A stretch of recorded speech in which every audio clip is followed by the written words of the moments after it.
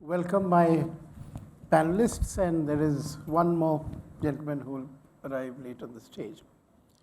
Our topic for discussion, or the theme for discussion, is one of the most important ones in terms of the SDGs, which is beyond connection, sustaining universal energy access in India. Now, if we just look back a little in time, so around the year 2001, and even till 2011, we had the distinction of having the largest population on the planet which did not have access to electricity. And the International Energy Agency used to say that business as usual, a little more effort, we would succeed in providing universal access to electricity in the decade of 2040 to 2050. So that's where we were in the decade of 2001 to 2011. Welcome. Then, in the middle of the first decade, the government of India took a deep breath and said, no, this needs to change.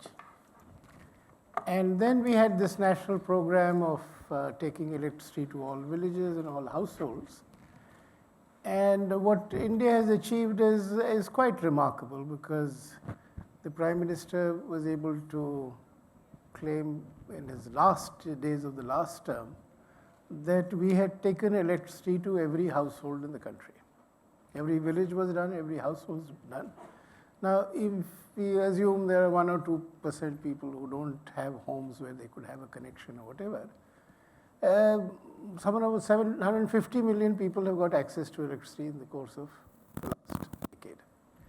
Now, by all historical standards or experiences, this is quite a remarkable achievement. But the issues around this achievement are, and they're legitimate concerns, that will we give reliable 24/7 electricity? Will this lead to a transformation in the lives of people? Would there be improvement in productivity, incomes, and so on and so forth? Now, on terms of supply, again, we are very fortunate in the sense that as of now, the country seems to have seems to be in a comfortable position as far as generating capacity is concerned. So the weakest states, which are UP and Bihar, also villages are getting 14, 16, 18 hours of electricity. It depends on anecdote. There is rigorous data on that may be forthcoming soon enough if some people have done field work. But since at the generation level there is excess capacity or surplus capacity or there is a cushion, in theory 24/7 electricity can be supplied. But the issue, which is the important one, not only from the point of view of access, but from the point of view of the entire electricity sector, is that the distribution business is a losing business in most of India. So one looks at the subsidy claims of the distribution companies from the government, they're in the order of about 90,000 crores a year, about 80,000 crores, 70,000, 60,000 crores a year actually goes to them. But they're all in debt. We have two massive bailout packages, one in the beginning of the century, one 5-6 years back, and the third major bailout package may well be on the cards, or in some modified form, the last package may be made stringent. So if you have a distribution business which is financially in difficulty, then how do you sustain reliable quality supply? Not only to those who've got access for the first time, but to just about everybody. Now, the other major area where we have yet to make a breakthrough, and I think we are in the early stages, is in terms of clean cooking. Now, till 10 years back, I would have felt that the sight of women in villages making cow dung cakes and then using that for cooking would be there forever, or at least in my lifetime. But now we have this massive program where with subsidies, the cooking gas stove, and the cylinder is being given to rural households. And the target is about 22, 23, all households would have access to the cylinder as well as the stove.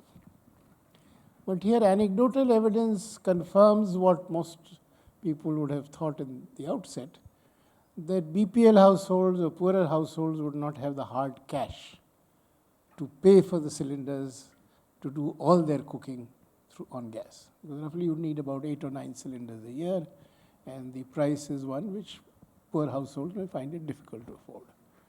So how do we overcome this challenge? Do we consider this a fundamental need? Do we subsidize it for the poorer households? Or we wait for their incomes to rise and for the households to feel that this is so important or as important as a mobile phone that they'll find the cash to pay for the cylinder. But clearly, if we can make a transition to 100% clean cooking in the next 5-7 years, it makes a huge difference to the lives of women and their health. From a gender perspective, with hindsight, I would say clean cooking should have got priority over electricity and lighting. So how do we bring this center stage in terms of a policy goal? That's the other issue. Then related to this is that if we switch to clean cooking completely, then roughly the problem of 25% air pollution gets taken care of across the country, because roughly indoor or the burning of biomass contributes to about 25% of total air pollution. So from an air pollution angle, again, this is very important. There is one other issue, and that is the more difficult one, that we have a lot of potential for the generation of clean energy in our villages. So if you take all the biomass or even just the cow dung cakes, can we take that cow dung and get cleaner energy out of it? How do we make that transition? A lot of decentralized solar power generation is possible. You can easily do 1 megawatt in a village. So how do we get that potential generated in terms of clean energy?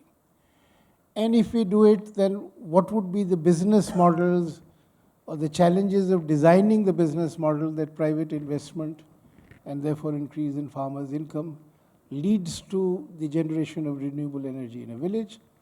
And how does it pay for itself? Because obviously the government can't subsidize everything, and we shouldn't normally begin of thinking of programs in terms of subsidies, because that has a tendency to impose a constraint right at the outset. So that's a difficult challenge. And related to that would be the issue that there are some microgrids already functioning in India.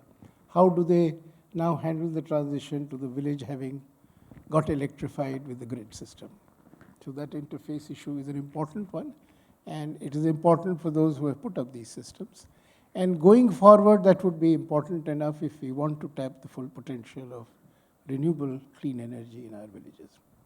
So having posed a few questions and thoughts, I think I will now request our panelists to share their thoughts on us, and at the end of the round of comments, we will hopefully have time for questions and comments from the audience. So my request, Mr. Ashvin Dayal, Senior Vice President of the Rockefeller Foundation, to share his thoughts. I mean, I think just to start off by recognizing that the context, and certainly from the Rockefeller Foundation's perspective, the context in India is sort of interesting and unique.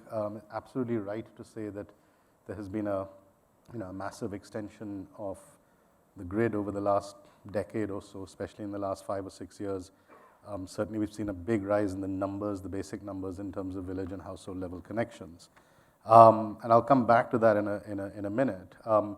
But the sort of our starting point premise as we think about this issue and this work is very much the relationship between energy consumption and economic development, economic mobility, prosperity, as well as social development. And how do we really get to the point where we're going as the subject of this discussion is beyond connections to the use of electricity to actually empower and advance opportunity for everyone.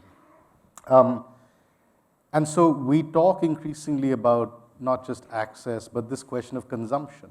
How much energy does an individual consume? How much electricity does an individual consume? How much electricity does a village consumer, household and above? And what is the correlation between that and these other facts, these other indicators of progress? You know, we have all these charts that show you that there is no rich country that is energy poor.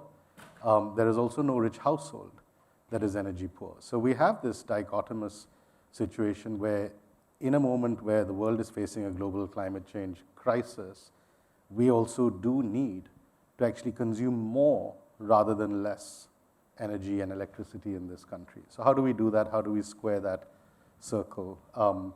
And obviously this is where the potential of renewable energy comes into play, and this is where the potential, in our view, of distributed renewable energy continues to come into play in the Indian context.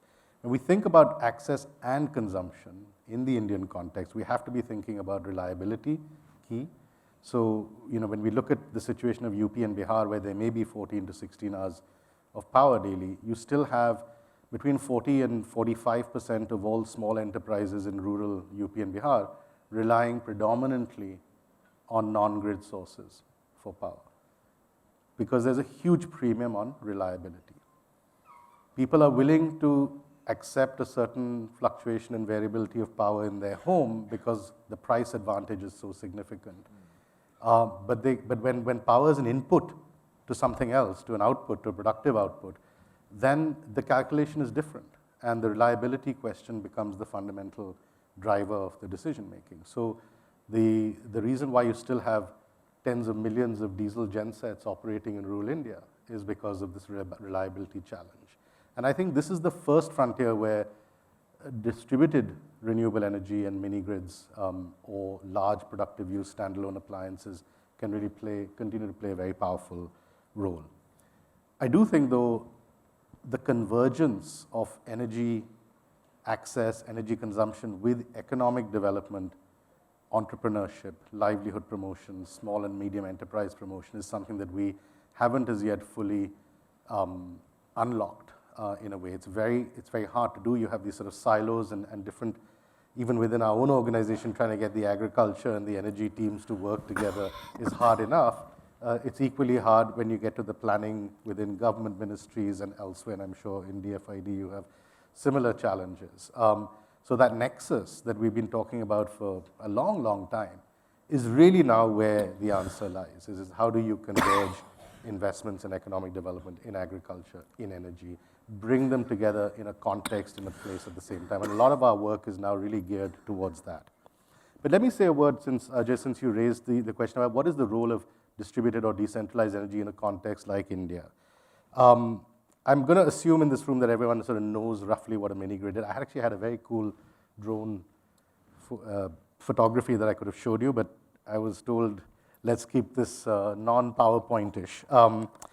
But you know, these are distributed standalone systems, actually as small as 30 to 40 kilowatts, let alone getting up to a megawatt in scale, serving a 2 to 3 kilometer radius. You have the power electronics on site, storage for load balancing and nighttime power, panels, obviously in the case of solar, and then the grid and connections to customers.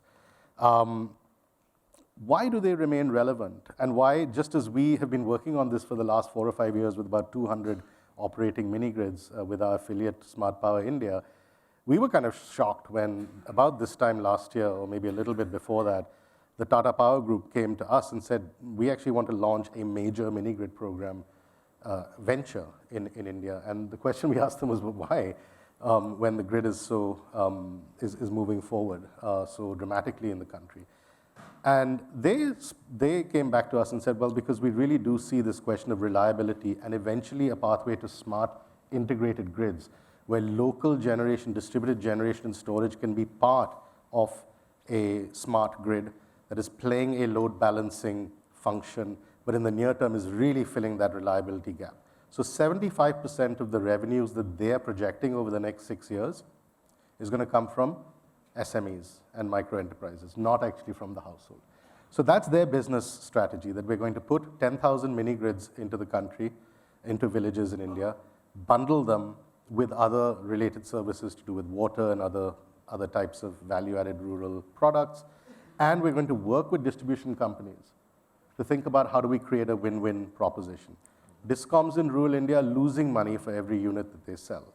So if there's some way in which they can actually gain revenue through partnerships with these kinds of more nimble distributed energy companies, there is still an interesting evolution for the grid that I think we have to think about. And so that really is for us, in our thinking, the sort of medium-term opportunity in India, that if we want to have a resilient grid, distributed systems are a key part of that. If you want to increase, if you want to turn the low energy consumers of today, who are going to be the high energy consumers of tomorrow, into green high energy consumers, which is something that reconciles the issues of climate change with the need for economic development, then again distributed energy in the near term and renewable distributed energy has a major role to play. But I'll say this as a final thought, it can't just be that. I think the reality in India is that if we're going to get hundreds of millions of rural Indians consuming more power and improving their economic situation, we also have to look at how grid-based innovation at the last mile takes place. So we're working in Bihar and in Odisha on that issue directly with DISCOMs, with South and North Bihar DISCOM, in an enhanced rural revenue franchise model. So there are these models that have been tried, haven't worked well, but there's a lot of learning from distributed energy that can now be brought back into some of these grid-based last mile sort of consumer friendly type interventions around metering, billing, collection, et cetera. So we really have to work on both fronts, and that's very much the way that we're taking our efforts forward in India. Thank you. Thank you. This is the last bit you said is very encouraging, because I had something to do with the drafting of the Electricity Act of 2003. And there are very clear provisions of decentralized management of distribution, panchayat, cooperative, franchisees. And unfortunately, that didn't take off. And it was always been a puzzle to me as to why it didn't take off, because clearly when we put those provisions in, we thought that was the most efficient way of managing distribution, which is to have decentralized management. But it hasn't happened, so I do hope your efforts bear some fruit and we see some forward movement in that area. May I request Mr. Gavin McGillivray, is that, have I got that tongue twister right? The head of DFID India, to share his views with us. Dr. Shankar, thank you very much, and good afternoon, and thank you for giving me the opportunity to speak second. I was a bit worried that if I had to speak after both Ashvin and Arunava, then there would be nothing left to say. Before I've been living in India, I've had the pleasure of living in India for 2.5 years. Before that, I was in Myanmar, and I was often at speaking events with the British ambassador and he would hold forth at length and essentially say everything that could possibly be said on a particular subject, and then turn to me and said, and Gavin may want to add, which always left me flummoxed. But before I share some thoughts, I just wanted to sort of, I think, apologize or on behalf of us all for the lamentable gender balance on this panel. So all of us accepted to be part of this panel on the understanding that that it was a gender balanced panel or more, and unfortunately, Vaishali at the last moment couldn't join us, but we do recognize that this is not satisfactory and apologize, and let's make the best of it, and I hope in the conversation we will have voices from all genders. So I'm agog at what India has achieved in terms of connections. There are more than 200 million connections. That's 3 times the population of my country, the United Kingdom, in the last 3 years. Quite extraordinary. So what we is being asked as a panel to think about this afternoon is really a problem that many other countries would love to have to deal with, or a problem or the challenge of how to build on the success of this astonishing build-out of connections, and how do we make those connections? How do we make them sustainable, and how do we make them clean or green? the key word obviously is sustainability. And I thought of saying a few words about sustainability from the point of view of the household or the end user, sustainability from the point of view of the environment, and provided Dr. Shankar doesn't cut me off, which he may well do, then a bit about sustainability from the point of view of politicians. And actually, Ashvin's sort of foreshadowed quite a bit of what I was going to say, in that if you think about sustainable use of electricity at the household level, then having a connection is a necessary but not a sufficient condition. For households to capitalize on the really transformative potential of having an electrical connection, they need to have useful things to do with that electricity. And the sad truth of the matter is that the evidence from India and many other countries is that poor households tend not to be big consumers of electricity, and that's partly because it may cost too much for them, but it's also partly because they haven't got enough productive uses for that electricity. So, as ever, and as Ashvin spoke as well, livelihoods are important. So, helping households create or be part of enterprises that can use energy well is part of the story of making better use of these nationwide connections. So DFID, we have a program with the Shell Foundation in UP. It's called Powered. And this works with women to help them make a go of enterprises set up around renewable energy. One example, and it's not the only example in the country, is women driving electric rickshaws. So obviously, women need the electricity connection. That's the necessary condition. But they also need support of many kinds to make their renewable energy-based enterprises a success.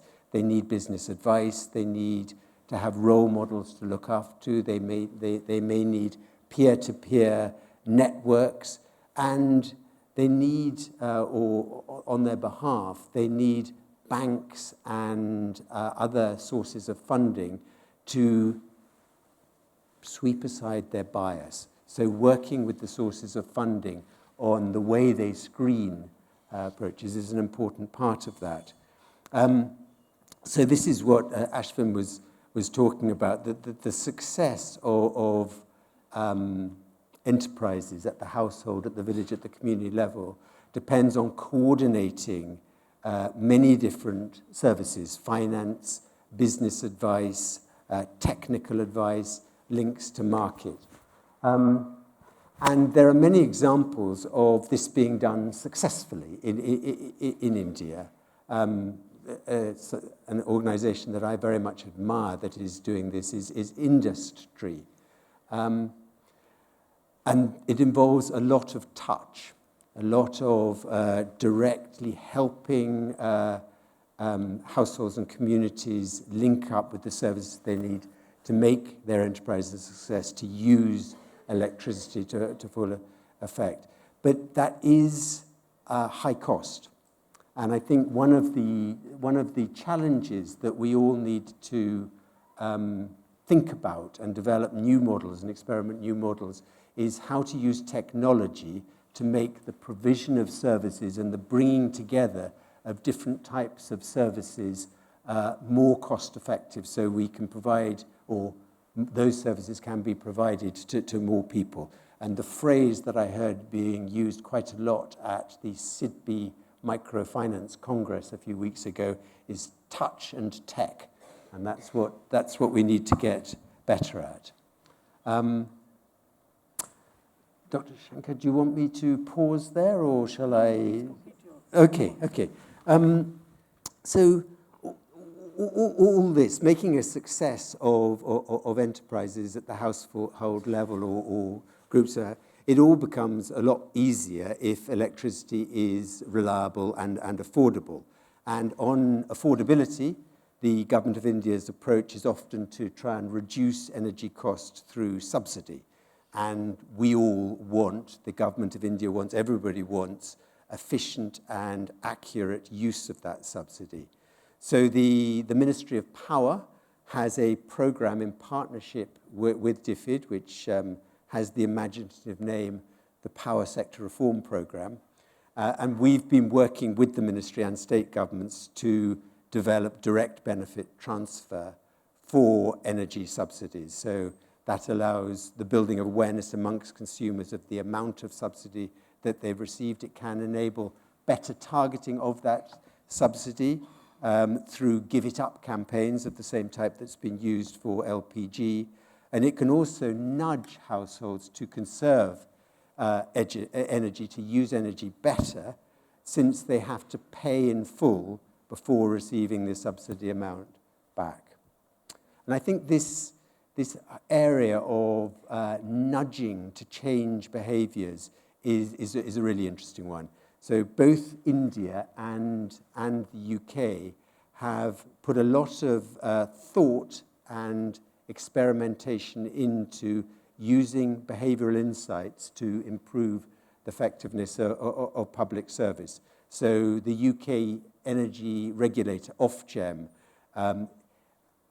has used behavioral insights in lots of ways to try and improve the speed of payment, and also to try and encourage consumers to shop around to get best value for money. And I know India has been highly effective in using behavioral economics to make government campaigns more successful. So there's plenty we can learn from each other in this area. And another partnership we have is, again, between the Ministry of Power and the Discoms in Telangana and Delhi, and the UK Behavioural Insights team, which was originally set up in our Cabinet Office and then part privatised. And in that partnership, we are testing approaches to nudge consumers towards online payment to improve the efficiency of collection. Dr. Shankar talked about how do we encourage the use of efficient cooking or of green cooking. And again, we've experimented through our Power program on that, using behavioral nudges to build positive perceptions towards electric stoves. There's a very, very popular TV show in the UK called MasterChef. There may be equivalents here in India, but the program, again, it's in UP, has been modelled on this, and village women have a face-off or a competition with each other in front of the entire village, seeing who can cook the best dish, but using electric stoves. So a further aspect of affordability, just going back to the central point that the more affordable is the use of electricity, the more sustainably it will be used, is the affordability of the devices in households that use electricity. So light bulbs, fans, cookers, machine tools for small enterprises, irrigation pumps for agriculture, and increasingly with the aspirational ambitions of households, increasingly understandably, they're wanting to have more fridges, more air conditioning units. And the high cost and often the inefficiency of electrical devices is a barrier to their uptake. Something else I very much admire is the founder of a preeminent electrical device firm called Panasonic. You all know Panasonic. We've all got Panasonic devices in our homes. And the founder of Panasonic was rather a remarkable man called Konosuke Matsushita. And one of the things he said is that his dream was to eradicate poverty by making devices so cheap that everyone could afford them. thought that was a rather fine ambition to have. But how do we help achieve that ambition? How do we help achieve the ambition of making electrical devices more affordable for the end user? I mean, we can subsidize them, but we all know subsidies are expensive, difficult to maintain, difficult to target. So another approach is to seek to bring down, essentially Matsushita's approach, bring down the actual production cost or of those electrical devices.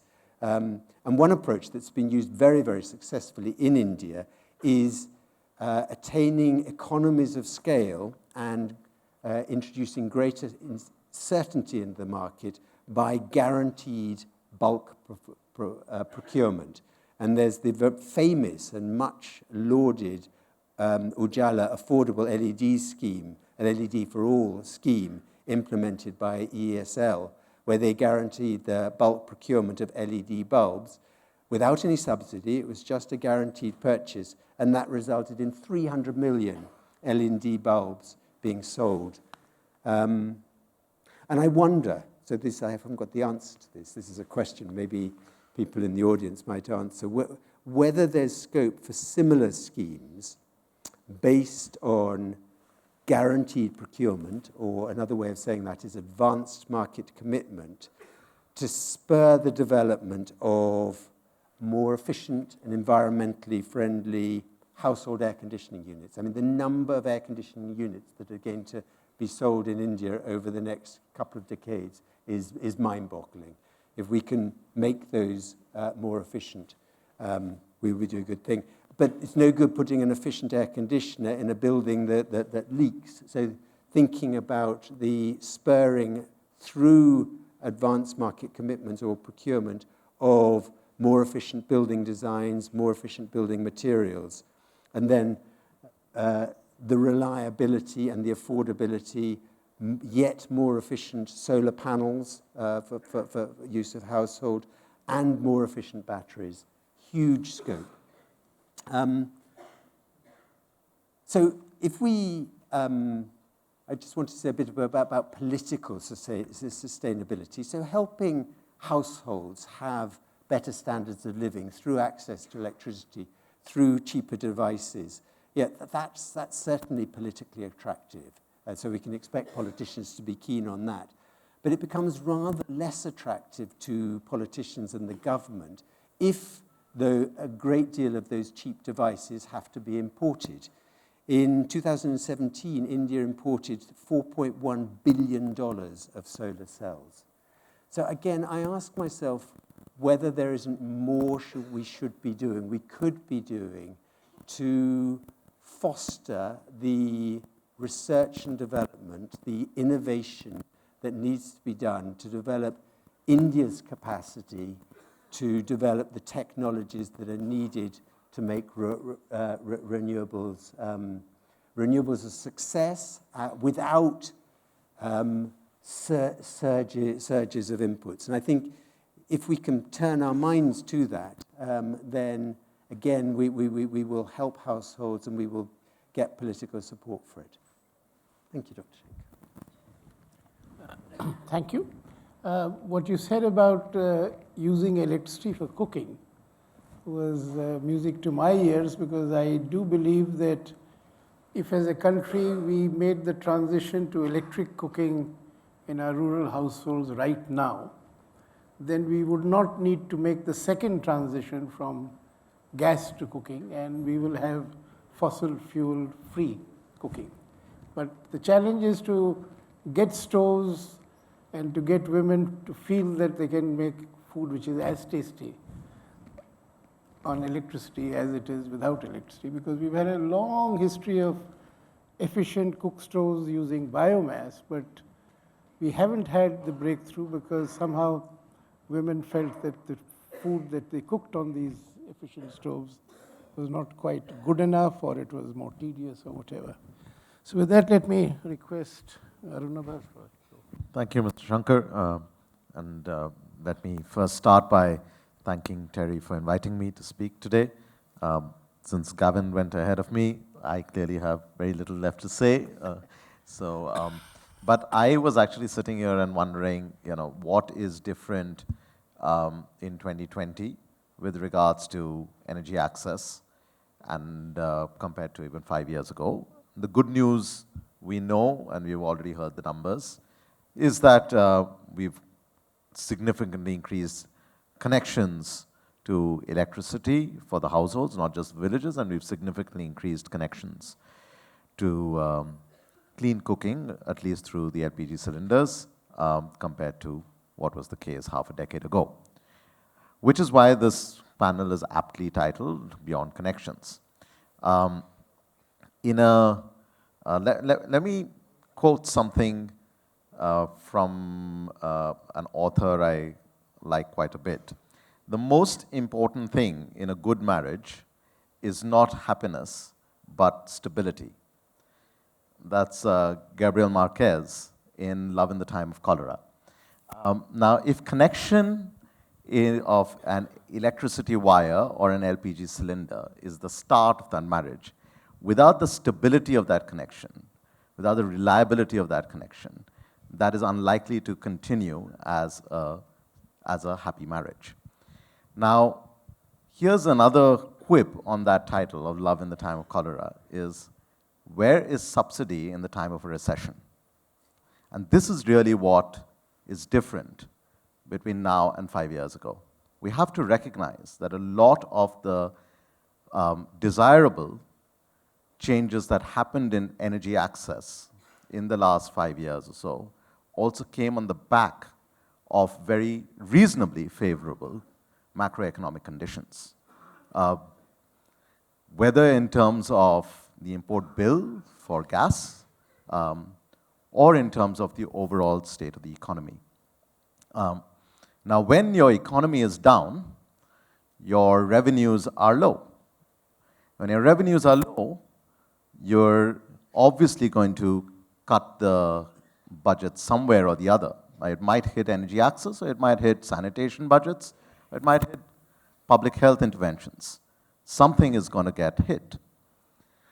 So while we should congratulate ourselves in terms of what we've achieved in getting that connection through, in initiating that marriage, I'm worried that the overall economic conditions that we are in, as well as our still not sufficient focus on what keeps the stability in the marriage going, will significantly retard the progress we've made.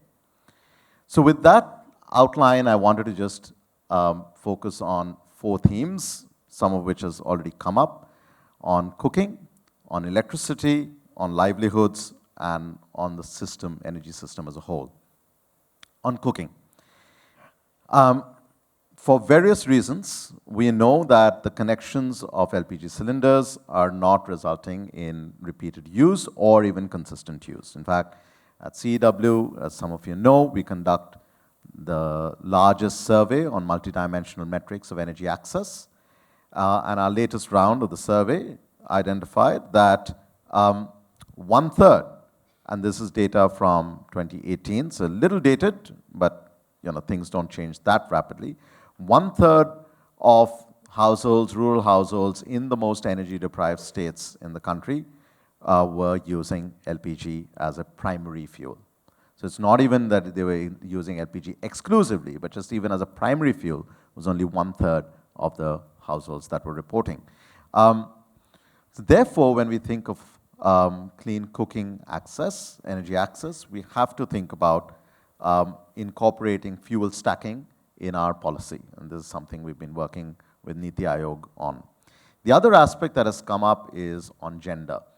Of course, as Gavin was just concluding, and Mr. Shankar was also saying, there is resistance to using electricity as a cooking fuel. But I think that resistance is not just a question of who's cooking. It also depends on a resistance from who's eating. So if the household is not going to prefer food cooked on an electric stove, we still have a problem, which requires that behavioral nudge. But here's the other prior problem of the gender dimension, in our survey, we found that from the reportees, the 2/3 said that men were making the decisions of when the next LPG refill would occur. So therefore, your cylinder can become empty, and then you would go back to the cow dung or the wood or the twigs or whatever else, till the man decides that it's time for a refill. So I think these two things of getting the fuel stacking formally incorporated into policy rather than just jumping from fuel to fuel would give us a better transition rather than expecting that here's what we are supplying and now we're expecting the household to automatically change their behavior. But two other leverages could certainly help. One is the public health dimension. It is important that the air quality folks and the public health folks and the energy access folks have a far greater interaction in their conversations to be able to demonstrate not just the significant health improvements that you get from cleaner cooking fuel sources, but also what is then required to change the behavior within the household. The other leverage, and Gavin touched upon it, is on voluntary subsidy reform. I think it was remarkable that we tried out the Give It Up campaign, and within the first year, we got 10 million households to give it up. However, again, what our analysis finds is that 90% of the non-poor continue to get the cooking fuel subsidy in India. So there is a limit to altruism. So while it served as a nudge, I don't think we can rest on that laurel and expect that the rest of us who don't deserve the subsidy and have also been lazy enough not to give it up can just coast away for free. I think it's very important that we have policy interventions on that front. The second leverage, of course, the second big theme, of course, is electricity. And you've again heard a lot about this. Ashvin talked about the need to significantly think about the distributed energy sector as a critical component of the energy delivery or the electricity delivery system. And this is again what has changed between 5 or 6 years ago and now. 6 years ago, when at CEW we helped set up the Clean Energy Access Network as an industry body of distributed energy players, the big question was, what happens when the grid arrives, and will these companies go out of business? 6 years later, the question is, the grid has arrived, and we still have 305 million last mile customers who don't get that stability in the connection, that happiness in the marriage. So we can't continue year on year with this, what I would call a false dichotomy between utility scale grid connection and distributed energy as your binary choices. Instead, we have to think of the complementary roles that the different types of delivery systems can provide, as well as what that last mile player is able to do in terms of even delivering some of the services, maintenance, fees, billing, collection, metering, and so forth on behalf of the utility company. Mr. Shankar rightly said, there were ideas around that in 2003 itself, but it's time that now that we have made the connection, that we have to think about this as a strategic way of moving forward. Finally, on livelihoods and systems. The good thing is that we've done a great job on thinking about energy access for the household. But the bad thing about the political economy is that the household that is not earning money will continue to have a problem with paying for modern energy access. And we'll be back into subsidies in the time of a recession. So we need to think, even from a macroeconomic point of view, the imperative of energy access for livelihoods, so that you create the income generating, or you fuel the income generating activities that increases the household income, which then increases the potential and the willingness to pay. Some work that CEW had done with Selco Foundation found that, say, for solar-powered sewing machines, there was a 40% increase in tailors' incomes, and 61% of the workforce was able to pay back their loans within 11 months. 80% of these entrepreneurs happen to be women. So more broadly, the analysis we've done shows that there is a more than $50 billion opportunity in using distributed clean energy for powering up efficient motors and appliances in the rural economy. These are proven technologies, these are existing companies, except what they've done is crossed one valley of death, the technical one. They've not yet crossed the commercial valley of death. And they require not just financial assistance, but technical assistance and ecosystem building support, entrepreneurship support, to help them get to a scale where the regular commercial banks begin to lend them working capital. Finally, power systems. If we don't solve for the legacy overhang of the power sector and its problems, whether it is clean energy or it is clean energy access, it will remain a fits and starts story for India. And Mr. Shankar in his initial remarks talked about the initial bailout in the early 2000s and then the bailout 5 years ago, and we are already coming up with another acronym that will serve as another bailout. The point is the bailouts are happening because the moral hazard remains. And the moral hazard remains because we've not taken made a social contract between utility companies, consumers, and the government that this kind of fits and starts approach will not work. And this is why this marriage is unlikely to succeed. If we have to subsidize, as we must for the poor households, then, and some of my previous speakers mentioned, we should be exploring direct benefits transfer rather than taking money out of the utility. We should be increasing metering and billing even before we increase collections.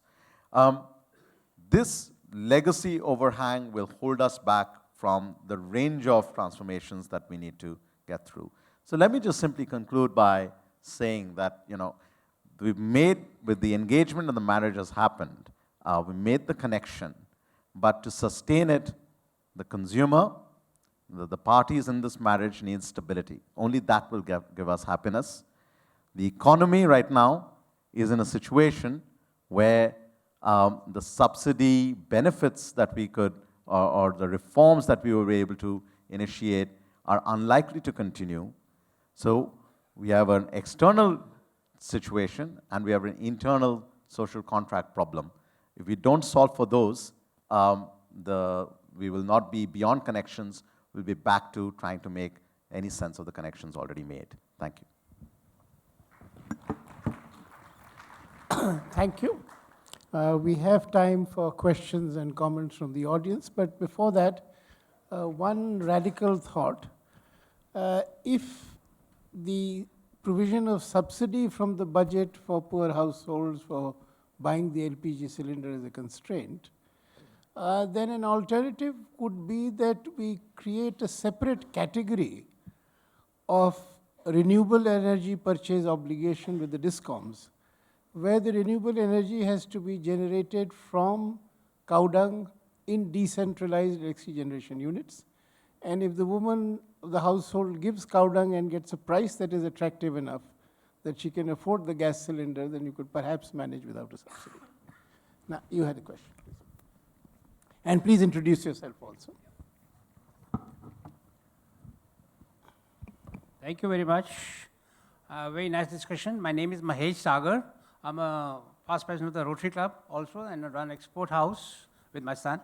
And very well discussed about the energy sustaining. I have a suggestion also. God has given us air and sun, which is free we're using. And of course the Mother Earth. But we have not been able to utilize that energies, We'll talk about energies. I worked on that for about 2 years back. You see, the thing is we can generate energy through windmills.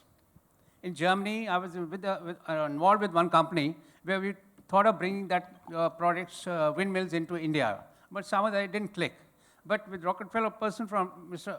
Ashvin Dayal, and there are a lot of money involved in that. So if with the windmills, what is there is you generate electricity, then of course they do the boring also, the water comes, then that water, there's a plant which is put for the bottling, and the same water goes into that water is being sold out, like we buy a bottle for 20 rupees or 10 rupees, it comes 5 rupees, that the cost comes down. So that's one suggestion, which is after listening to your very nice discussion. My second thing which we discussed, that we have we discussed about the electricity, we had discussed about the gas, we had about the gobar gas. I represent Punjab, I represent Delhi, I represent Jaipur, Rajasthan also. I've been living there and have some business also. But and I have been to the villages also. I have a house in village also. So my point is that, like in Punjab, what is happening is 10 rupees a unit. Here we talk about 3 rupees are free and all that. There's a thermal plant which is shut. Who is responsible? The state doesn't have the money. So we talk very well discussed. But if you go to the grassroots level, you have a problem, That's the main thing to be seen, So I am H.S. Sharma, oldest living IITian of India, IIT Bombay graduate first batch. My question to Mr. Shankar, how does the subsidy help? I retired head of boiler group Bharat Heavy Electricals. We have subsidized electricity in Punjab. The farmer does not switch off the pump because he says he's paying 5 rupees per horsepower. He's wasting power, he's wasting water. And in his farms, he has put up old ACs. Will it help? It has been, bring it to the notice. Huge wastage of water. 24 hours he's running the pump. He's telling, I'm paying 5 rupees per horsepower. He's wasting electricity. This is one question to Mr. Shankar. And to UK, please tell me the quality of power in your country and quality of power in my country. I lived in UK for long years. There is no equipment with voltage stabilizer. In India, there is no equipment without voltage stabilizer. Would you like to comment, please? I think panel has thrown light on many things, but the whole question of subsidies, and Arunabji has recently written about vis-a-vis the fiscal challenge that we are facing. I am Professor H.M. Desard. I have been speaking since yesterday, but I didn't tell my name. I was member of Maharashtra State Planning Board. And question is that food, fertilizer, and fuel subsidies is a hard political economy question. And what you, Ajayji, has added, a radical thought, and I was reminded there that when China built about 10 million gobar gas, way back, Wadilal Dudley in a then magazine Commerce wrote, China follows Gandhi. Will India care to listen to that? I think most symbiotic thing today, crop husbandry and animal husbandry. In my state, Maharashtra, the animal population, trout and milch both, is going down, and farming doesn't have an organic matter at all. And unless we build those relationships and learn to think holistically, I think biogas is a much better solution for India. And if you want really a decentralized, a very organic, entire food chain today is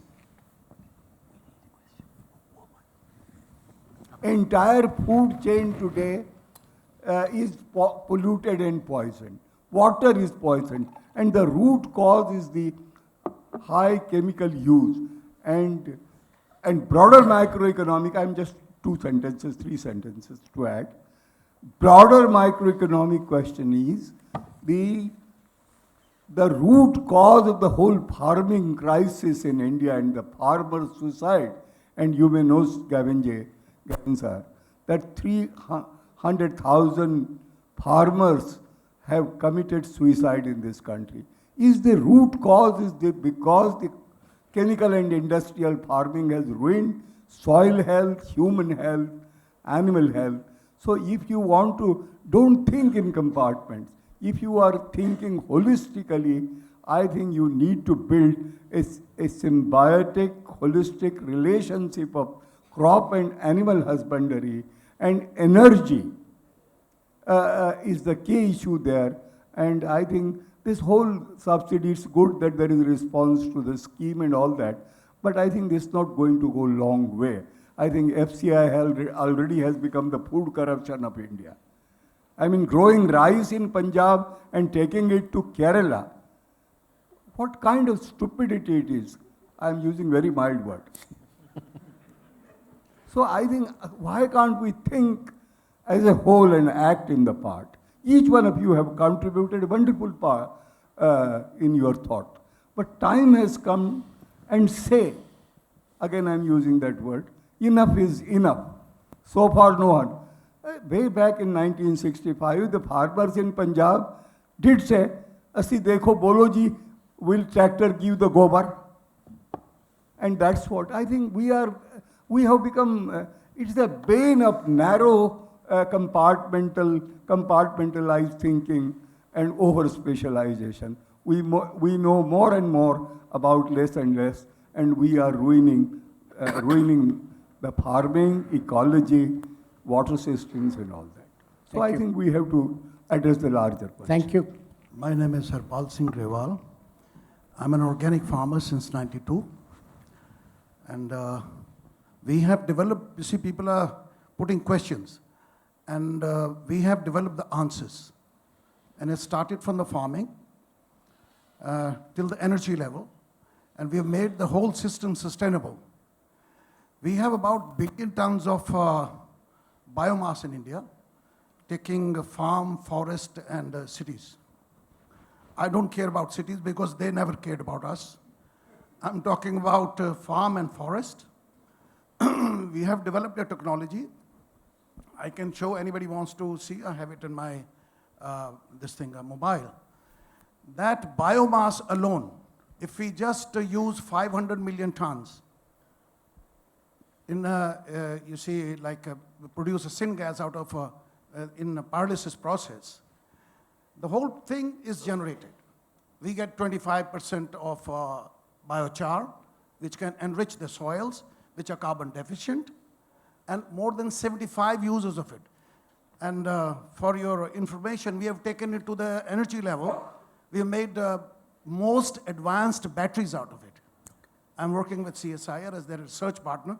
I'm not qualified, I'm a farmer only, and I prefer to be called as a farmer. But it's yielding so much. It's yielding bio-oil, which is giving us all the insecticide, pesticides, and fungicide. It is yielding heat energy.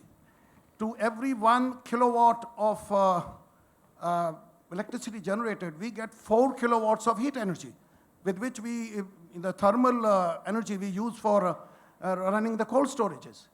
So the total thing is complete. All we need is somebody to take our hand and take the things forward. We have the sustainable here, it's a solution with us. We are not talking about questions.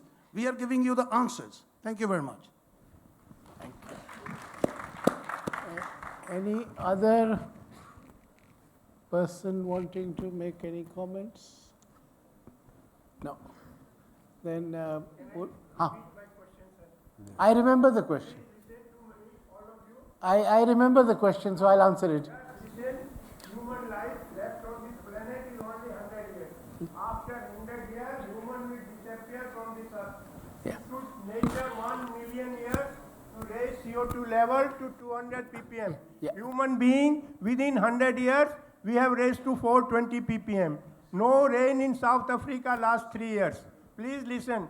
Sun in India, for 54 degrees centigrade temperature in Rajasthan. BSF soldiers were putting with this soil for frying puppets. Please listen, we are heading, we have not left much time. The meeting was held in November. Trump moved out because we wanted to close this use of coal in power generation. He had to pay for solar, so he moved out. Now meeting is held in Spain. We were working, the temperature of this earth in next 100 years will rise only 1.5 degrees. I am sorry to say, I have an email from Spain, temperature rise 3.5 degrees. New generation will neither get water nor food. Please listen to me, it is not so long. My grandson cannot see his grandson. It is so quick. We are not left time. Please put your thoughts together to save this human race on this earth. Thank you, sir. We all agree with that. Now, would our panelists want to make any comment? I'd be happy. You'd be happy to make a comment on something? I'll make a couple of comments if I may. Mr. Sharma, I think we share your concerns.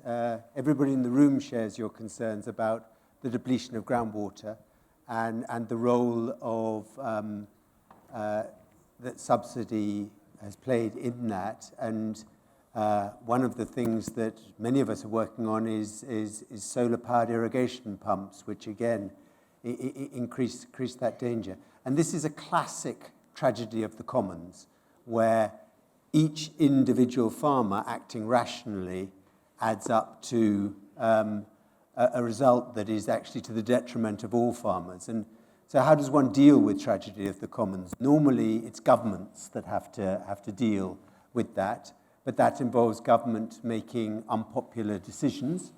And so it seems that governments are shying away from that. I mean, another approach, and I'm sure there are people in the audience that probably know more about this, and it may well have been done, is farmer associations. So associations of farmers who recognize that just ever more subsidy of electricity without behavioral changes is going to impoverish all farmers. Maybe one needs more engagement with farmer associations in that. You asked about the situation in the UK, and I wasn't quite sure what the question was, but it does give me the opportunity to mention. No, it's okay. Please, you. In UK, in India, there is no equipment without voltage stabilization. This was my question. No. Well, all of us agree that the quality of power in UK is first rate. We have to get there. No, but one so thing I that wanted we to all say, agree. one aspect of the quality of power in any country, and an increasingly important aspect, is to maintaining quality despite extreme weather events. And we saw with Cyclone Feni in Odisha, within a matter of hours, $1.2 billion worth of transmission infrastructure was wiped out. And it took months to restore that, whereas the parts of Odisha's transmission that was under the soil was up and running again with 2 hours. And one thing we are putting a lot of thought into in the UK is building resilience into the planning of infrastructure. So looking at not what flooding and weather patterns have happened in the last few decades, but looking forward through modeling 30, 40, 50 years and thinking, okay, well, that's going to be the situation of flooding, of sea level in 50 years. Let's plan our infrastructure around that. And this is an effort that involves the planners, the utilities, and the regulators working together, as well as government. Thank you. We are now at the end of our session, but one comment from you, 30 seconds or so. I just wanted to echo what Professor Dasada mentioned. We have to take that holistic approach, but I think it doesn't help if we demonize the farmer at one end and or the utility company at the other end, and not those who are making the policies. And any intervention requires that holistic approach. I mean, Gavin just mentioned solar irrigation pumps. So at CEW, one of the things we've done is we've used 20 different parameters in more than 600 of India's districts to look at where you're going to get the best return on investment using solar irrigation. And those parameters include, of course, groundwater levels. It includes what kind of cropping pattern you have, what kind of farmer extension services you have, what kind of rural credit extension you have. Unless you do that, the finance, the agriculture practice, the procurement practice, the marketing, the energy use does not come together. So what seems like a great mitigation tool creates a bigger adaptation problem. But all of this is, again, linked back to the fact that we simply will not have the fiscal resources to continue the kind of unsustainable, fiscally unsustainable subsidy system that we've going on. There is no subsidy in a time of a recession. So fix it and fix it now. The issue of subsidies and agriculture and the nexus between water, energy and agriculture is an issue which is still not being seriously discussed in this country, especially at the political level. Because the fact of the matter is that unless at the political level, civil society level, there is enough understanding and discussion, we will not see the change that we need to see. And the basic principle which has to be conveyed and is not yet conveyed adequately to the people of our country, that the government cannot print notes to give subsidies. So we pay for our subsidies either as taxpayers or as consumers, and we need to think seriously as to where our money needs to be spent. So on that note, let me thank our panelists and make way for the next session. Thank you.